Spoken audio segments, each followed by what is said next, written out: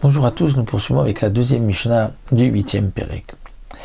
La Mishnah continue et nous rapporte la suite de la Mishnah précédente où nous avons vu la femme d'un Kohen qui mange de la terouma et on vient lui dire ton mari est mort, ton mari t'a divorcé.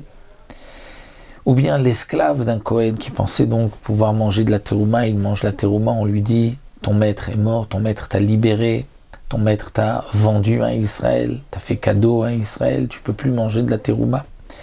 Ou un Kohen qui mange de la terouma et on vient lui dire, tu sais, tu es halal, ta mère était divorcée. Vechulam, tout ce mentionné dans la Mishnah précédente. Alors, le Barthénora précise que tous ceux mentionnés dans la Mishnah précédente, c'est en vérité les deux premiers cas seulement, la femme et l'esclave.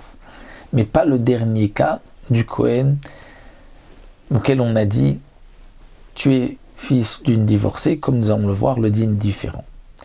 Donc la femme qui pensait être femme d'un Kohen et on vient lui dire « ton mari est mort, ton mari t'a divorcé », ou l'esclave, et on vient lui dire « ton maître est mort, ton maître t'a libéré », tous, chez Aïta Terouma Betorpiem, la Terouma était dans leur bouche. Rabbi Eliezer Omer Yivlaou, Rabbi Eliezer dit, eh bien, ils pourront avaler ce qu'ils ont. Étant donné que lorsqu'ils ont commencé à manger, ils avaient le droit de manger. Parce que on ne doit pas penser qu'il y a un changement dans leur statut. Eh bien, on continue et on termine pour ne pas faire perdre cette terouma. Rabbi Yoshua Omer Yiflotu. Rabbi Yoshua dit non, il faudra rejeter cette terouma parce qu'ils ne peuvent pas maintenant la manger.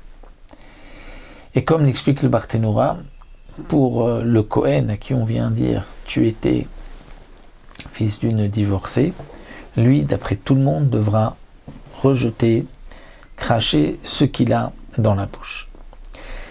La Mishnah continue et nous dit Amroulo, on vient lui dire Nitmeta, venitmet terouma. Quelqu'un est en train de manger de la terouma. Et on vient lui dire tu es devenu impur maintenant. Il y a un homme impur qui vient de te toucher. Un homme qui avait touché un mort vient de te toucher. Tu ne peux plus manger de la terouma. Ou on vient lui dire la terouma est impure. Rabbi Eliezer Omer Yivla. Rabbi Eliezer dit il a la terouma dans la bouche. Il avait commencé à manger alors que c'était béter, il peut l'avaler terminé. Rabbi Yoshua dit non, il flotte, il va rejeter. Parce que maintenant, il n'a pas le droit de manger.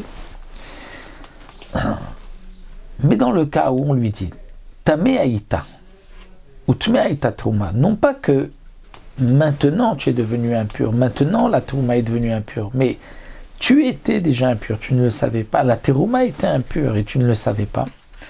Donc là, au moment où il avait voulu manger, en vérité, la terouma était déjà impure. Lui était impur, il n'avait pas le droit de manger. Ou bien, onodashi ou tevel, ou bien quelqu'un qui a un aliment dans la bouche, il pensait que c'était cachère, que tous les prélèvements avaient été faits, ou on lui dit non, attention, c'est tevel. Donc ça n'avait jamais été prélevé. Ou maaser rishon shel terouma, c'est le maaser rishon qui est donné au Lévi, mais que le Lévi n'a pas prélevé la terouma. Donc, on ne peut pas manger, ou bien le maaser sheni ou le hekdesh qui n'ont pas été rachetés. C'est le maaser sheni qu'on doit racheter sur une pièce et on est en dehors de Yerushalayim, ou bien le hekdesh qui n'a pas été racheté. Donc dans ces cas-là, au moment où il avait commencé à manger, il n'avait pas le droit déjà de manger. Ou bien un autre cas où chez Tam Pishpesh et Torpiv, il sent le goût d'un Pishpesh. Pishpesh, c'est une sorte d'un reptile, d'une bête, donc c'est interdit de consommer, et il la sent dans sa bouche. Arezé, il flotte. Dans tous les cas mentionnés ici, il devra cracher, puisque au moment où il l'a mis dans la bouche, c'était déjà interdit. C'est vrai que le Barthénora se pose la question, comment a-t-il pu goûter le goût du pishpesh? Comment peut-il connaître ce goût-là? Eh bien, la Gemara nous dit que le pishpesh a quelque chose de particulier, c'est que son odeur est comme son goût. Et donc, il peut savoir le goût du pishpesh. Et lorsque on l'écrase, on le frotte un petit peu, on le roule, tout de suite il y a une odeur qui sort, une odeur très forte, qui n'est donc pas agréable, qu'on trouve ces piche-pêches dans les murs, dans les lits.